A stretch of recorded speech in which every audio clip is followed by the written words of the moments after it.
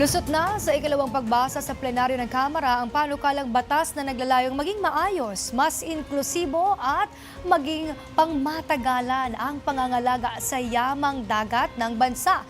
Si Julian Bunag live mula sa Batasang Pambansa. Julian. Princess, aprobado na nga sa plenaryo ng Kamara ang House Bill No. 6762 o ang Blue Economy Act ni Bataan 1st District Representative Tony Roman.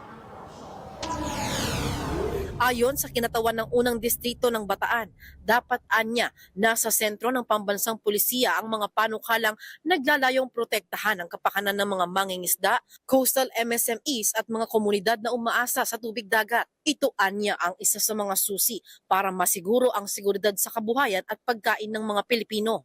Ang panukalang yan ay sinang-ayunan din ng Committee on Economics Affairs Chairperson Antonio Legarda sa plenaryo ng Kamara.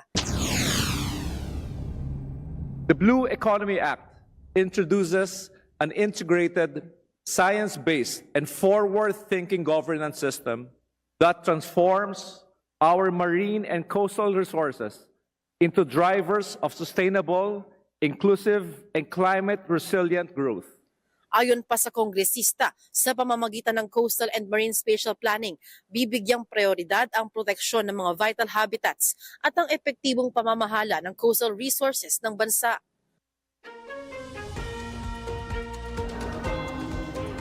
Princess, binigyang diin pa ni Representative Roman na patuloy nila isusulong ang mga panukalang batas at reforma na patuloy na maghahatid ng proteksyon para sa mga marine resources ng bansa.